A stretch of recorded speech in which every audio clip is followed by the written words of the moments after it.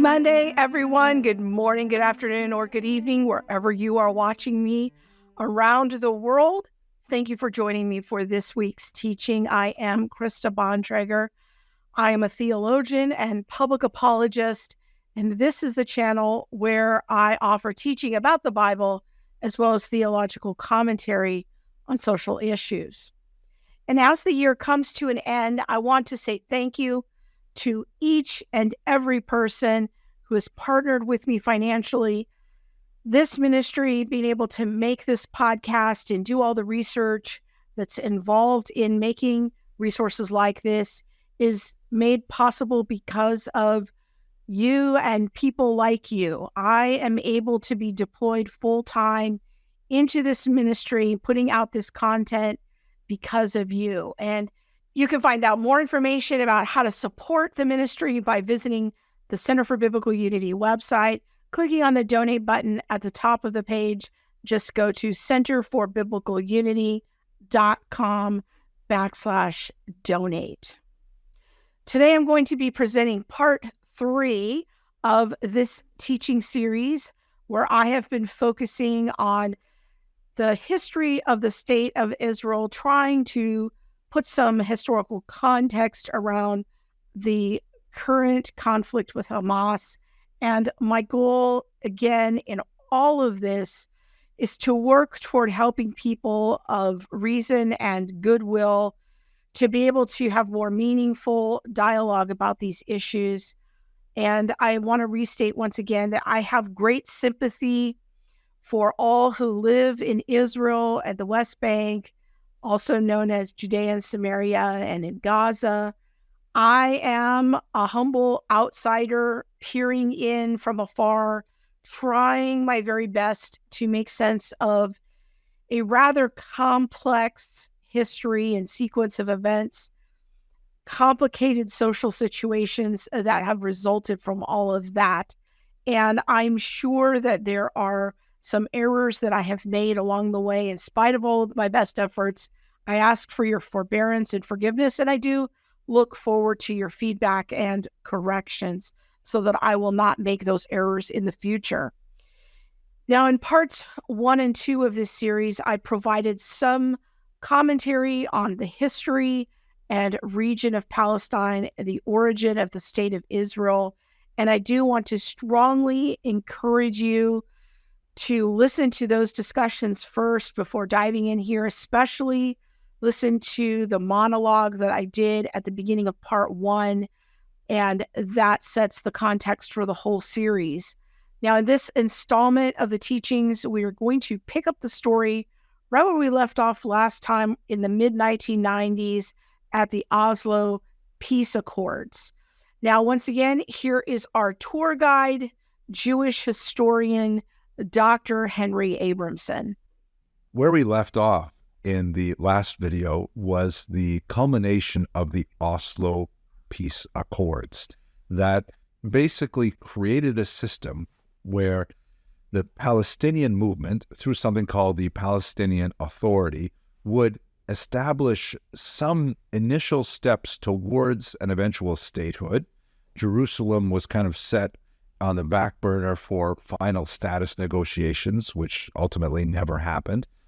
And the thought was that the Palestinian Authority would slowly develop confidence-building measures that Israel would then reciprocate by giving more authority to the Palestinian Authority. And ultimately, as the name implies, this would result in the two-state solution, Israel and Palestine living side by side. Now, once again, what we were talking about here was an attempt at the two-state solution where Israel and Palestine would live side by side, each with its own governments. That was the hope. That was the dream. That was what the aim was. And the plan was for the Israeli government to temporarily share power with the Palestinian Authority, as the Palestinian Authority then would be working toward becoming a full-fledged government, eventually taking over full governance, infrastructure, policing, defense, and all of that in the West Bank and the Gaza Strip. So that's just a recap of where we are. All right, let's continue.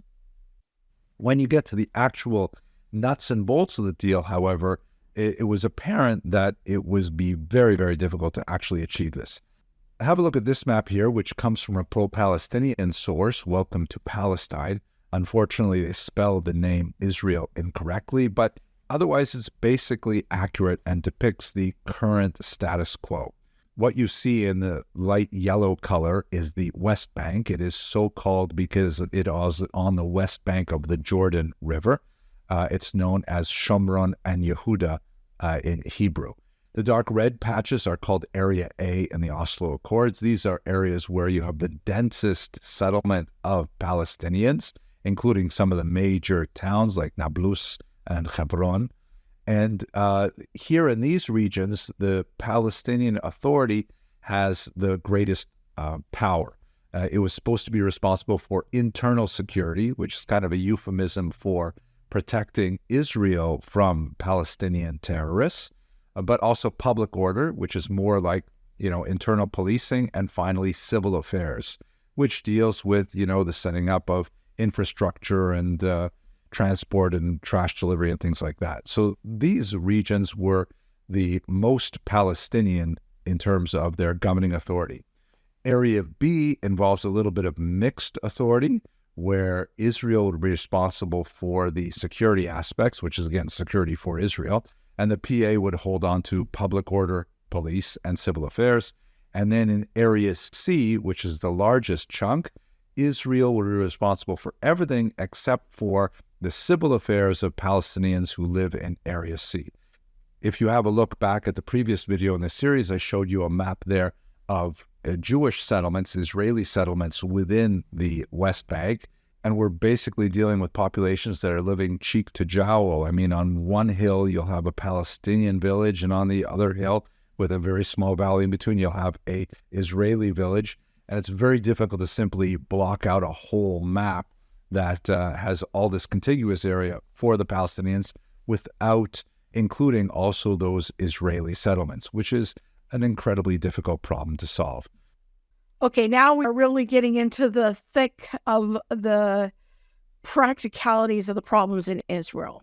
Now, if you recall last time, we discussed the growth of Israeli settlements throughout the West Bank, and this involved places where Israeli citizens, some could be Jews, some could be Christians, Druze, and others, that would secure property legally through the Israeli governments with permits, permission to build, and all of that in the West Bank. And so we're going to call those the settlements. Well, the Oslo Accords, conducted under the Clinton administration in the 1990s, further divided the West Bank into a crazy series of living situations, with the Israeli government and army having various levels of jurisdiction and control depending on what area we're talking about, whether it's an A, B, or C area. Now, as you can see with Dr. Abramson's map here, I'm going to put it back up here for a minute. This gives us a little hint into the craziness, and this is the area that we're talking about. Just look at this map, okay?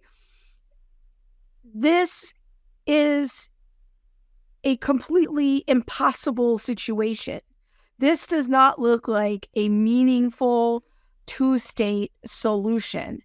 And this is what the people on the Palestinian side would say. This is a crazy map. This does not represent a true and meaningful Palestinian state with continuity of land. This is a bunch of polka dots all over the place with different areas controlled by different people and governments and jurisdictions.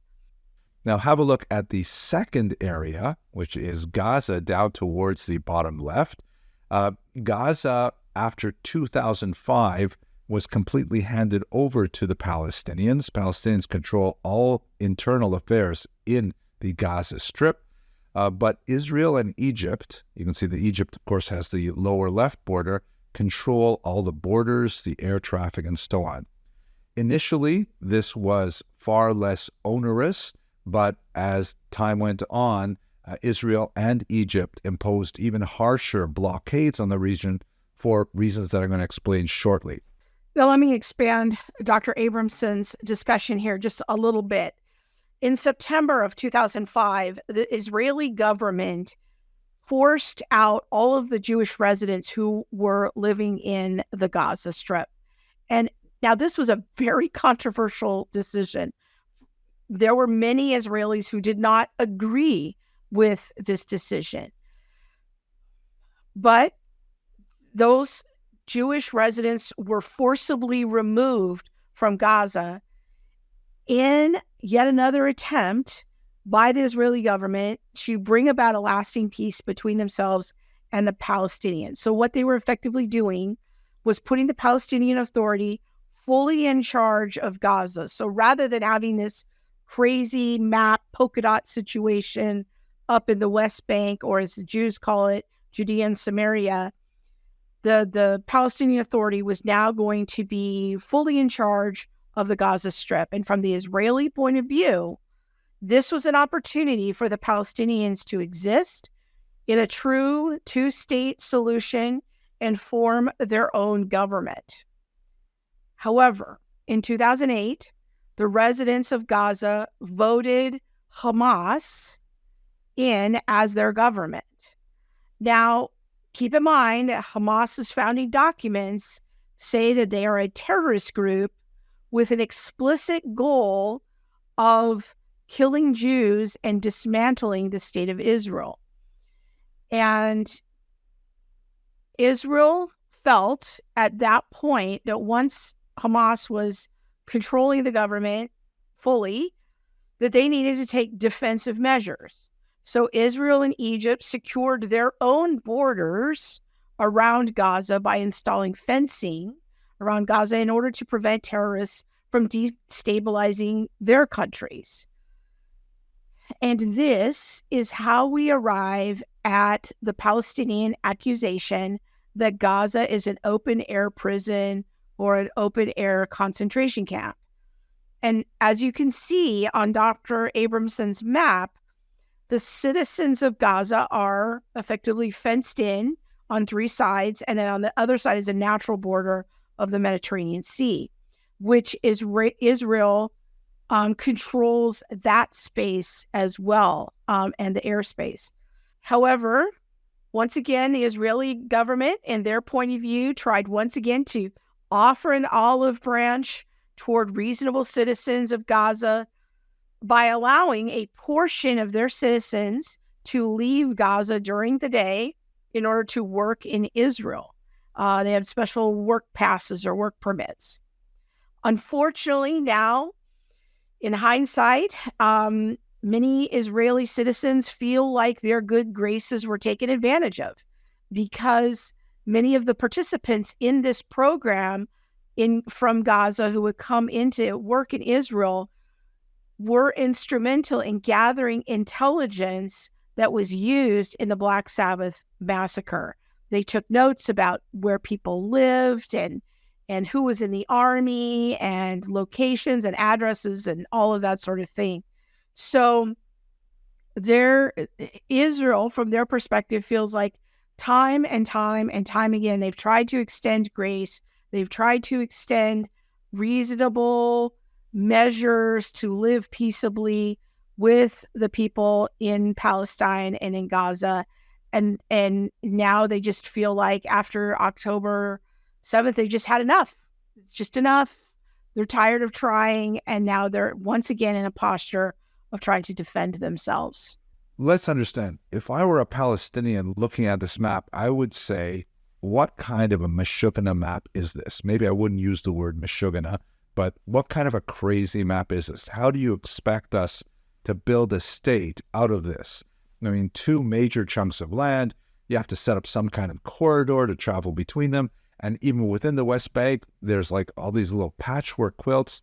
And yeah, that's a really hard, I would think, impossible task to engage in state building based on this.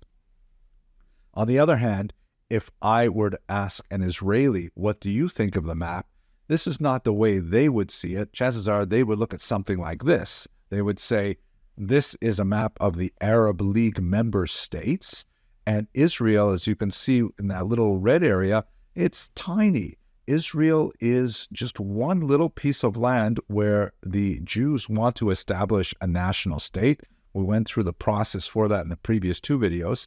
And the fact that Palestinians are gaining territory where they currently live in the West Bank and Gaza, whatever they get, they should be happy for, because Israel is not willing to back up into the sea. Israel insists on its right to exist. And so for many Israelis, particularly on the right wing, the idea of giving any land to the Palestinians in this context where there's so much land that belongs to the Arab states, it just weakens Israel and exposes them to more attacks as a result of terrorism. And that point of view has unfortunately been borne out by much of later history. But before we discuss the Second Intifada, which is hugely important, just reiterate that the Palestinians looking at this map would complain that much of the agreement favors Israel and is a result of the U.S.-dominated nature of the Oslo Accord negotiations. And in fact, this is going to continue through the rest of the 3 decades until our present day, where the U.S. has really exercised an outsized role in whatever deals are struck between Israel and Palestinian authorities. For many Palestinians, it seems like just another example of Western imperialism simply exercising unilateral decisions upon the Palestinian people. Now, Israel, from the other hand, let us not forget that Israel as a society demonstrates tremendous strength when it comes to external challenges like the current situation, where Israelis of all stripes will come together and will fight together to protect their very existence. But otherwise, it is a very vigorous, meaning fractious and divided democracy. Israel is, prone to huge outbursts of protest against one policy or another, as we saw over the summer of 2023, perhaps more than any other time. And trying to bring together this polity to agree in unison on anything other than defense of Israel and its borders, that's a very, very difficult task. Again, thinking in alternative history, if the Palestinian Authority had demonstrated more confidence-building steps and had exercised greater control over the Second Intifada violence, that certainly would have helped the left wing of Israel promote the idea of expanding the experiment of the Oslo Accords. But on the other hand, Palestinians can point to Israelis and say, every time you establish another settlement in the West Bank, which is essentially a fact on the ground, that is an impediment to the development of a state for Palestinians. So Palestinians complain that, you're undermining this process from the very beginning. You're doing some things to please your sponsor, the United States, but in reality, you don't believe in the idea of a Palestinian state. I think this is a very important point for Americans to think about and to consider. I think in light of this analysis and some other things that I've watched and some other commentary I've seen, it is quite possible that we as Americans are part of the problem in Israel. As Dr. Abramson is very diplomatically putting it here, that we have played an outsized role in the peace negotiations. And even though our government may mean well, we may have contributed to making things worse. Just one case in point. From what I understand, it seems that America is actually funding both sides of the current war in Israel.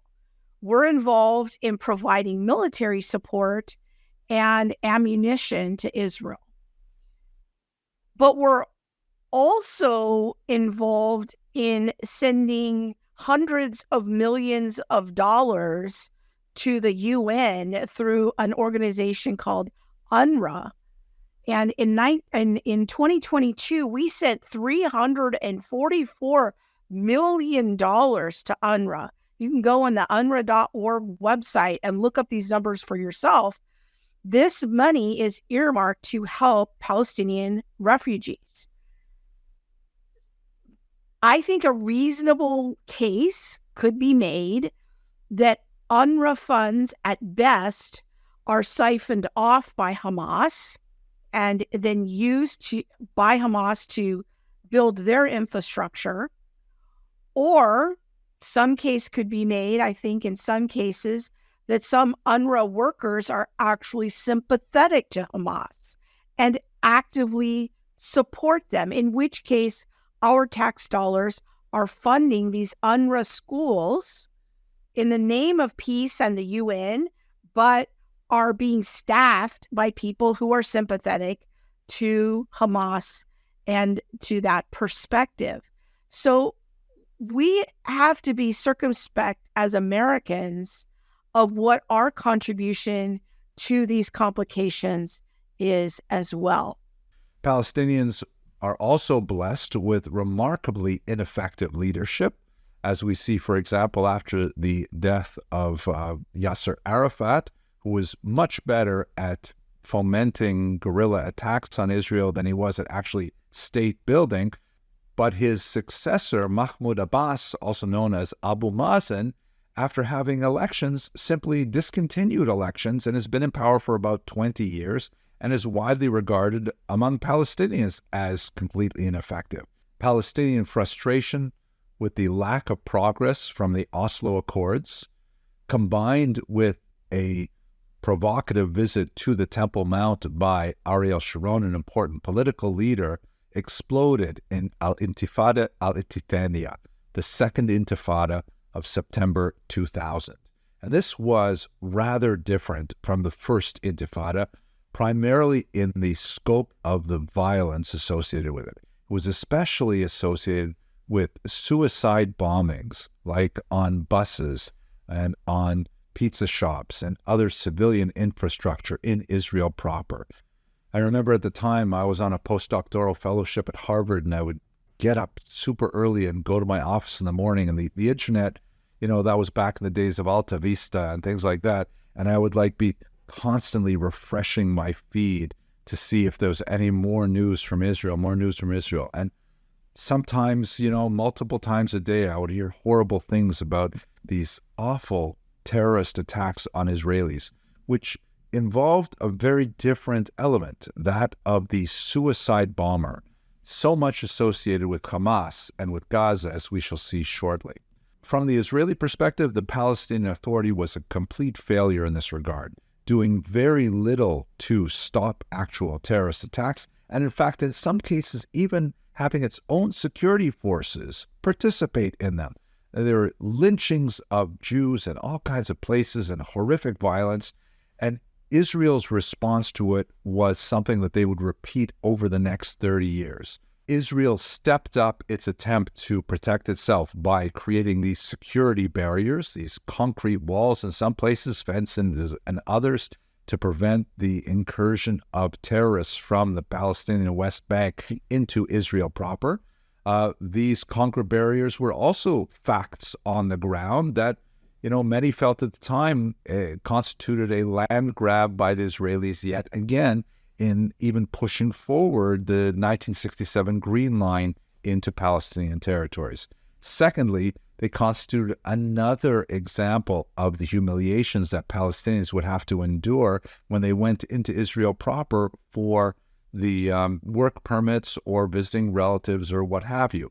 So it was definitely something that increased the security of Israelis, but it exacerbated the tension overall. And at this point, we really have to talk about Gaza and specifically the military strategy that Israel chose to pursue from the period of the Second Intifada through our current day. Israel's military response to much of the Second Intifada has sometimes been called the Dahya Doctrine, after a suburb in Beirut, which also had a similar kind of experience. The notion is that if you're fighting an asymmetrical battle, where terrorists will infiltrate your society and attack civilian populations, such as what happened yesterday with 2 Hamas fighters getting out of a car and shooting at a bunch of people standing at a bus stop, killing, among others, a 24-year-old expecting mother, then of course Israel is going to strike hard and fast, and it will be memorable. The basic idea is don't poke the bear. And you would think that people who live next to the bear would get that. But Hamas has not.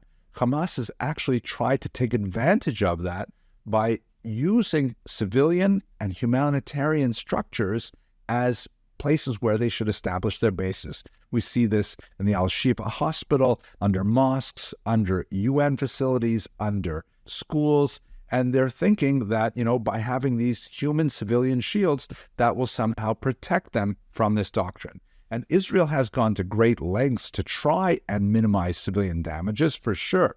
They have an entire unit of Arabic speakers, not only Palestinian Israelis, but also those descended from Jewish communities that were expelled from Arab lands after 1948. And the job of this unit is simply to call up people in Gaza and say, hey, we intend to attack this area. Please move south. They employ technological devices like knock alerts to let people know that an attack is forthcoming. And even in the news, you can see Israel broadcasting a lot of what they intend to do because they try to limit the impact of the civilian casualties. Now, let me pause here for a second, because if you listen to the news, you will hear people saying things over and over like Israel is engaging in genocide because they're bombing civilians in Gaza. Now, Monique and I will be doing an entire episode on all the things coming up in January on what's called just war theory, where we'll make more extended comments about this issue. So I'm just going to briefly touch on it here. But to my knowledge, the Israeli army is the only army in the world that actually tells their enemies where they plan to bomb before they do it. They seem to go overboard to minimize casualties. The problem is Hamas and these other terrorist organizations set up and do their business and have made Gaza into a functional military base with civilians milling around on it, because they have built into the infrastructure of Gaza, under schools, under UN buildings, under mosques, under hospitals, all of their terror tunnels, all of their tunneling of how they get around, and they'll store rockets different places in the basements of these buildings and behind boxes of UN aid and all of that. So it becomes very difficult if Gaza, especially the northern part of Gaza, is basically an open air military base with civilian buildings on it, but underneath it is all of the weaponry and infrastructure for fighting a war. And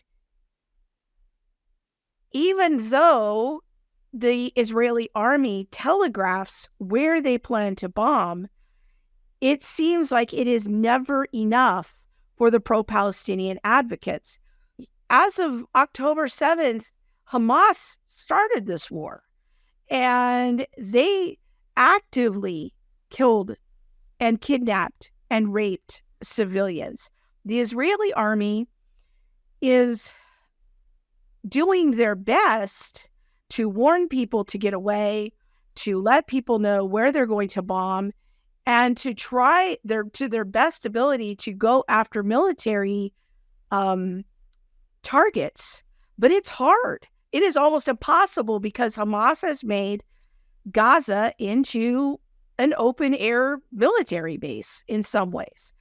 And the truth is that, during World War II, the Allies killed millions of civilians before Berlin fell and before Hitler committed suicide and ended the war in Germany. But they had to do that in order to push back the evil and save the Jews that remained and end the war. That's not genocide. That's war tactics of defense. And so again, we'll do a whole episode on just war theory next month. But for Palestinian advocates to act like these civilians are targeted by the Israeli government and the Israeli army, to me, just seems disingenuous. I don't know how to tactfully put it any better than that. Hey everyone, quick time out here, then we'll get right back to the program. But I wanted to take a minute to tell you about something really cool. It's called the Commuter Bible. Now, I know that many of you are gearing up to start your Read Through the Bible plan. Maybe you've done it in years past and you just want to have a refresher. The Commuter Bible is a wonderful way for you to listen to the entire Bible in a year. But it's delivered to you as short podcasts that you can listen to them as you commute. They're delivered to you Monday through Friday. It's pretty cool. They have 3 plans for you to choose from. There's a Read Through the New Testament plan, Read Through the Old Testament, or Read Through the entire Bible. So if you're reading through the New Testament, you got to have a short commute, maybe 15 minutes. You want to read through the entire Bible, a little bit longer commute. Maybe it's a 25-minute commute. Either way, all the plans are totally free. You can go check out their website, commuterbible.org. It's so cool. It's the whole Bible in a year as a podcast. It even has little introductory notes to set the context and music to help break up the monotony of the speaking. It is free on your favorite podcast app. Go check it out, commuterbible.org. But Hamas specifically does everything it can to provoke that kind of response. Part of me remains absolutely stunned. Why would Hamas want to do this? Why would Hamas want to impose such phenomenal suffering on top of what they're already experiencing by provoking an attack from a neighboring country? I can't say that I have come to grips with this at all. It doesn't make sense to me on a human, visceral level. I do not understand this urge for self-sacrifice to the point of martyrdom and the willingness to sacrifice one's own progeny. I just can't conceive it. Now, you may think to yourself, well, he's exaggerating. I would like to recommend that you please have a look at a website called MEMRI, M-E-M-R-I. It stands for the Middle East Media Research Institute. It is a really valuable institute that for decades has simply been watching Arabic language media and providing translations of key segments. And, very little commentary other than, the title of the video sometimes gives away where they're coming from. But you have to see this. And I'm going to put a few links of some key videos in the information box so you can go visit it yourself. But, for example, this is Ghazi Hamad, who is an important Hamas official, saying very, very specifically that October 7th was not a one-off, that the attack of October 7th will happen again and again and again until Israel is completely destroyed. I mean, there's no ambiguity here. And you see these really bizarre things like these kindergarten plays. Like, I'm sure many of you were involved in these when you were children, right? You dress up as, trees and forests and princes and fairies, and you put on a little play for the parents. But in Gaza, they actually have kids dressing up as soldiers taking Israeli hostages. These are like 5, 6, 7-year-old kids. And amazingly, the parents are watching and cheering as they take Israelis capture, and who knows what else they do with them. And then, there are so many examples of this on MEMRI. I just don't know what to say about it.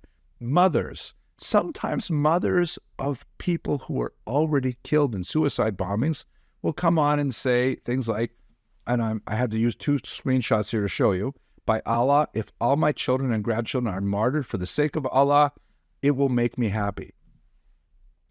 And I got to say, what planet do these people come from? How can I'm a father, I'm a grandfather, I cannot conceive how anyone could possibly say that they would want their children or grandchildren, God forbid, to be harmed while harming others. It's beyond the scope of my understanding. And here is the bottom line of where we are right now in our current situation. In spite of the long journey we have taken to get to October 7th, 2023, Hamas and those who support Hamas and its related entities, they will not be satiated until every Jew is dead or gone from Israel. Even everyday Palestinians who are more moderate see Israel, the land of Palestine, if you will, they see it as their land still. And they, by and large, do not want to live side by side with Jews under the state of Israel. To illustrate this, I want to play a clip from a video from a channel called the Ask Project, which is a fascinating channel, by the way. You might want to go check it out. And a guy asks just random Palestinians on the street, would you be willing to live side by side with Jews in the land? Their answers are fascinating. Now, they're speaking in Arabic, so you're going to have to wait for the translations. I would suggest if you're listening to this on the podcast version, you won't be able to know the translations. You'll have to go to the video version so that you can see the subtitles. Sorry about that. If Israel left the West Bank, would there be peace? إذا إسرائيل تركت تضيف And Gaza, would there be peace? السلام يكون إذا إسرائيل there will be peace الكيان الصهيوني only ترك if فلسطين Zionist التاريخية left all history. فلسطين التاريخية الفلسطينية ما بين يهود نفترض إنه إسرائيل طلعت من غزة ومن الضفة الغربية، هل تقبل بالسلام؟ أرض إلنا كل الأرض. The land is originally ours. It's all ours. Meaning is what's today Israel? 48 lands. أي أرض 47 67 أرض الأساس. The original and originally the land Palestine is all ours. There's no dividing. Come on. So you wouldn't accept peace if the solution was 2 states, you wouldn't accept it. معناها إذا الحل كان دولتين أنت ما بتقبل هذا الشيء. دولتين. That wouldn't work. How would it work? 2 states won't work. If Israel left the West Bank and Gaza completely, would you make peace with Israel? No. Why not? No. How you can forget all the things that they did? Well, how did France forget about Germany? How did Poland forget about Russia? You go on. Even Would you make peace with Israel if the West Bank and Gaza became Palestine? Yes. Yeah. And Just you. yeah, I am a human at the end. I'm a human being, so I don't have the God is merciful then. So you would accept it, you're saying? Yeah, if they leave us alone and go out, absolutely, and never rest to take our land. Meaning they live in Israel and you live in Palestine. No, there's no Israel. Oh, so wait, they have to leave everything? They have to leave Tel Aviv, they have to leave Haifa? Yeah, it's not Tel Aviv. It's not Tel Aviv, it's Tel Rabia. It's our land, and they take us, they take it. So the only way you'll make peace with Israelis is if they leave Israel completely. It's not, But that doesn't make any sense. this is a reality. So I can't forgive them. الضفة الغربية وغزة كليا، هل تقبل السلام؟ تطلع من الضفة الغربية. تطلع من الضفة الغربية وغزة كاملة، هل تقبل السلام أنت؟ يعني كيف السلام في إيش أمور يعني إنه يطلعوا ونقبل إنهم يطلعوا. So, if they completely left completely, yes, we would agree to it. إيش حكيت في الأول كيف السلام بده يصير في هيك وضع؟ السلام بصيرش في إيش وضع. إسرائيل الوضع اللي احنا عايشين فيه هذه. إسرائيل تطلع وإحنا بأكسلة. In the beginning, because he said something in the beginning, because if things were to stay as they are, and Israel is still in the West Bank, we cannot have peace. So there could be two states, basically. فممكن يكون في عنا دولتين، حل دولتين. دولتين إسرائيل مش دولة. Two states. Well, Israel is not a state to call it a two-state solution. Okay, so once Israel leaves the West Bank and Gaza, what is Israel? تمام. نفترض إنه إسرائيل طلعت من الضفة وغزة. شو بتصير إسرائيل؟ شو بصير اسمها؟ شو بصير وضعها؟ What is its situation? إسرائيل هم متشتتين من آل Israel. يعني أنا فلسطين واسمها فلسطين. From all over. أنا عندنا بسموها منطقة الداخل. Palestine, and هي the inside of Israel, it's the inside of Palestine. يعني فيهم إحنا هذه أرض. So they are in our land. It's our land. It's فيش Palestine. ثاني. It has no other name.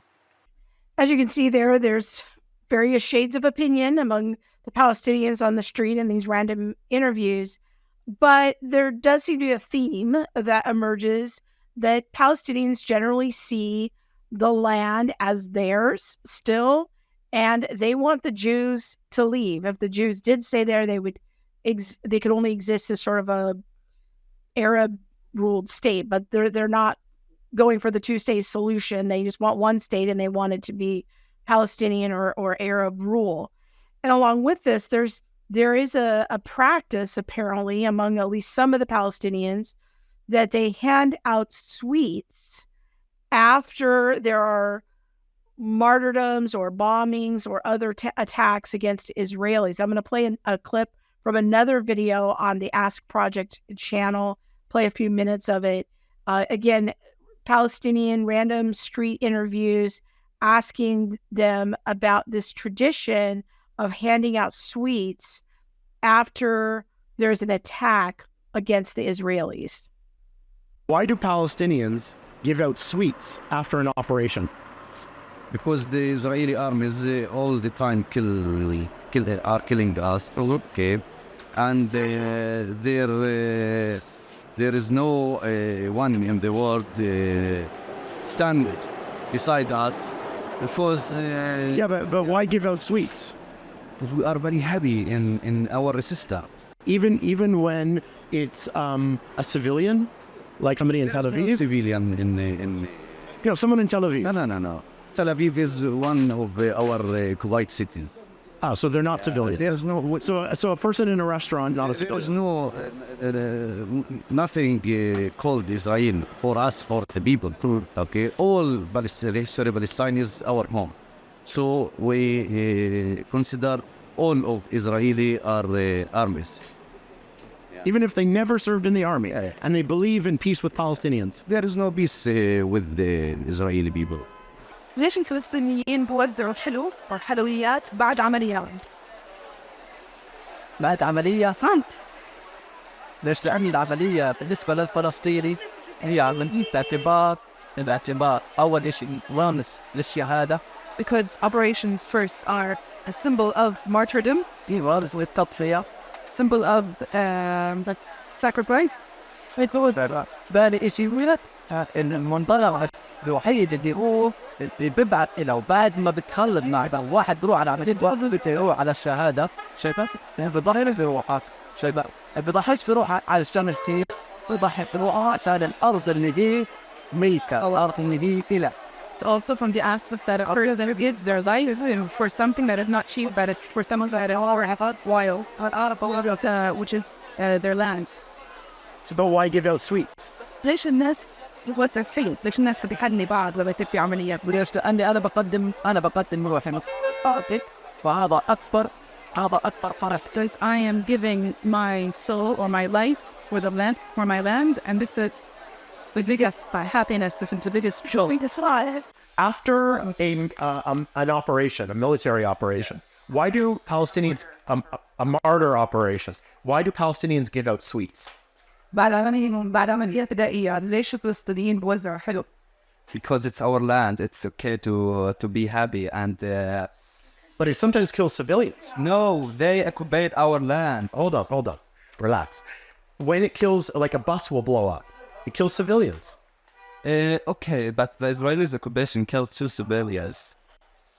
Yeah, but what? Isn't there anything in Islam that says one That's thing doesn't equal the other? Islamic religion say don't kill the women and the boys and the Exactly, the old people. Yeah. why the Israelis military killed the But I'm asking you. I'll be Israelis that myself. yeah. I did actually. You can So why would you give sweets if you're not allowed to? the Israelis people do the same things when they attack the Palestinian people and they dance on the whole place like Al-Aqsa Mosque. So we allowed to us to have it. This thought of handing out sweets as part of, a cultural tradition of expressing happiness in a difficult circumstance. Personally, I find this cultural tradition a little disturbing and does make me ask some questions about deeper structural worldview issues, but I will set that aside for now as it pertains to people who live in the West Bank and Gaza. But for now, I just want to begin to draw this series of teachings to a close with a few final thoughts. I want to make 3 critical points about how Christians ought to respond to the conflict in the Middle East. And I am speaking specifically to Christians, whether you're a Christian who is ethnically Jewish or Arab or whatever. These are principles that I think apply to all Christians. First, I think that Christians have a moral obligation to openly condemn the actions of Hamas and Fatah and all other terrorist organizations who specifically target civilians. Christians should have no part in calling Hamas freedom fighters, praising their version of resistance, or celebrating the actions of terrorist kidnappings, murder, or rape. I would even go so far to say I don't think Christians should be handing out sweets after an attack or martyrdom, an operation where civilians are targeted, even if it is a cultural practice or tradition. I think that as issues like this, that I hear social justice-oriented Christians who are pro-Palestine, when they kind of want to stay silent about these kinds of injustices, I think that is why people like me find their posture very confusing. These are activities that I think a simple, straightforward reading of the Bible says that we should have no part of, and yet the social justice pro-Palestinian Christians don't seem to want to draw many definitive lines along about these issues. They don't appeal to God's justice standards as laid out, for example, in Amos 1 and 2. And if you aren't sure what those justice standards are or how they pertain, you can go back and watch my justice series from 2022. I did a 4-part series going into all of that. And some of the war practices in ancient times resemble Hamas war practices, and God condemned it then, and I believe God condemns it now. Second, I think that all Christians must make every effort to forgive injustices that are committed against our tribal groups and how we have committed these injustices against each other, even in previous generations. You can hear in the clips that I've just played, a lot of the conversation is about things that happened decades ago or retaliation. They did this, so we did this. That's not how Christians do things, okay? We don't go about the conversation that way. Here is my candid opinion about all of this. There is simply no way to fix the convoluted, ethnic, tribal blood feud over the land of Israel and Palestine. The Palestinian Arabs are longing for a way for justice to come forward that is probably never going to materialize. And realistically, no human can come along and make this crazy situation come out in a just way. It's simply not humanly possible. There have been so many opportunities lost and wrong turns and retaliation and sin upon sin and justice upon injustice. But even so, every Christian has an obligation to let go of bitterness, embrace forgiveness, and make an attempt to meet each other, especially our fellow Christians, but even our fellow humans, with the dignity and respect that they deserve because of being created in the image of God, and in the case of our fellow Christians, being our brothers and sisters in Christ. Christians, above all people, should lead the way in generous forgiveness, not in this verbal retaliation, this for that, and they did it, so that means we can do it, and this injustice from 2 generations ago and all of that. Because this is the scandal of forgiveness when it comes to the Christian worldview. I forgive because Jesus forgives me. When I withhold forgiveness, then I am not in reality about the level of my own offenses against a holy God. And at the same time, I know this is a hard word. I get the struggle when it comes to injustices committed by governments and individuals yesterday, last week, or a generation ago. In our own country, we struggle with this. We struggle to let the past go. We have our own ethnic struggles in the forms of slavery and Jim Crow, but at some point, the real Christians in the nation, wherever we may be, must demonstrate God's kingdom to live counterculturally against the sinful culture. And forgiveness in these kinds of situations is part of that. And forgiveness makes no sense if you are outside of Christ. Now, some unbelievers will engage in radical forgiveness because they do see some kind of benefit to it. But for the Christian, forgiveness is a key and core aspect of our faith. We forgive because we recognize our own sinfulness before a holy God, and so we are generous in our forgiveness of others. And to forgive is to let go. I want you to picture having a balloon in my hand and then letting it go. That is the picture of forgiveness. And for this reason, Christians should make efforts to befriend both Muslims and Jews. If the Lord has strategically and supernaturally placed people in your life who are Muslim or Jewish, I hope you will make an effort to get to know them. Invite them to dinner. Be their friends. Why? Because they need to know that Christianity is different. It is something different. It is a way out. It is a pathway out of these kinds of tribal, ethnic blood feuds. This brings me to my third point.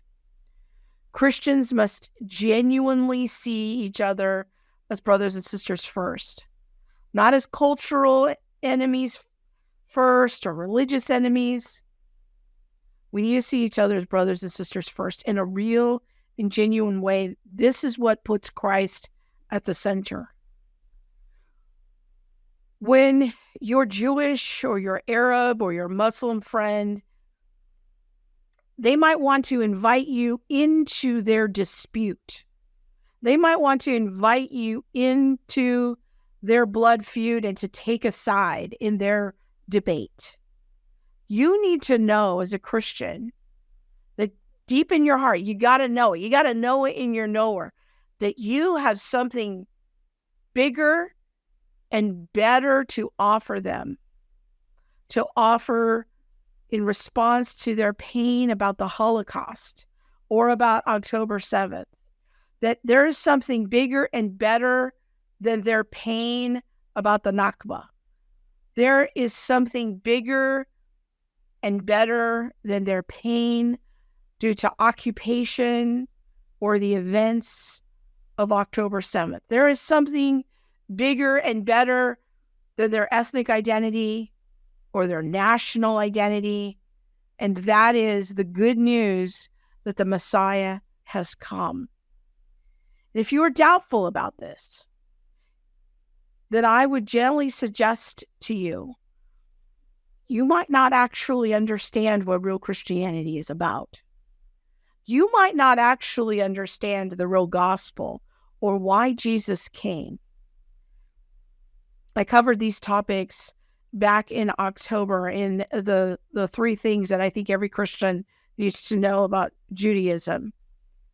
You need to get to a place of conviction that the gospel is the biggest need that your Jewish friend has, your Arab friend has, your Muslim friend has. Your empathy to hear their pain over this land feud issue will not save them. And ultimately, it will not bring them lasting comfort. But the gospel will. If you have ever wondered, when will there be peace in the Middle East? I'm here to give you a very definitive answer. Never. Peace will never come to the Middle East or America or Israel or Somalia or South Africa or anywhere else there is ethnic strife and a violent history between ethnic groups until individuals place their faith, hope, and confidence in Jesus as the Messiah. It is only when members of warring ethnic groups come into a new identity, into a new reality, an identity and reality rooted and grounded in Jesus as the Messiah, and they become part of a new nation, an invisible nation, Messiah's kingdom, will there be a foundation for peace between individuals. To illustrate this point, I want to end this teaching series from a YouTube channel that I enjoy. Sergio and Rhoda are residents in Israel. They're a young husband and wife couple, and they post videos often related to the Holy Land and archaeology. But in a recent video, they shared about their ethnic heritage and why being a Christian matters so much to them. In fact, this is exactly how Rhoda and I met 15 years ago. Rhoda's dad organized a meeting at his church between Arabs and Jews. And some of you might not know this, but I'm a descendant from a Jewish family, while Rhoda of Arab. Yet we're both Israelis. And yes, I had to serve in the military. And when we were getting married, people told us, Jews and Arabs have such different cultures, we don't have anything in common. Your relationship is not going to last, it won't work. In fact, because we were from different races, we could not even legally get married in Israel. Yes, Rhoda and I had to fly to Cyprus to get eloped, then come back to Israel and show them the proper papers that we are already married, and only then Israel recognized our marriage. And then after that, we still did a big wedding ceremony with our pastor. On my side, I had about 30 people in total, most of them friends and family members, mom, dad, brother, cousin. But on the other side, Rhoda had mostly family come. About 800 people. Yes, actually it was more than 800, but the guy at the entrance said he stopped counting at 800. But far as we know, we were the first Israeli marriage between a Jew and an Arab girl. But how is this even possible? How could there be a reconciliation between the two groups of people? So here's what's interesting. After we got married, Rhoda and I moved to the US to do things that we thought people do in the US. Yard sale! Yard sale! But it was really because of my job. At that time, I thought there's no way our parents would ever be friends. I mean, they are so different, and without me and Rhoda being here, they have no reason to even get together. But then a few months later, after we moved, I get a call from my mom and she says, we had such a great time at Rhoda's parents' place the other day. I was shocked. But apparently, they were meeting on a regular basis despite us not being in Israel anymore. They would celebrate Jewish and Christian holidays together. They became not just friends, but family.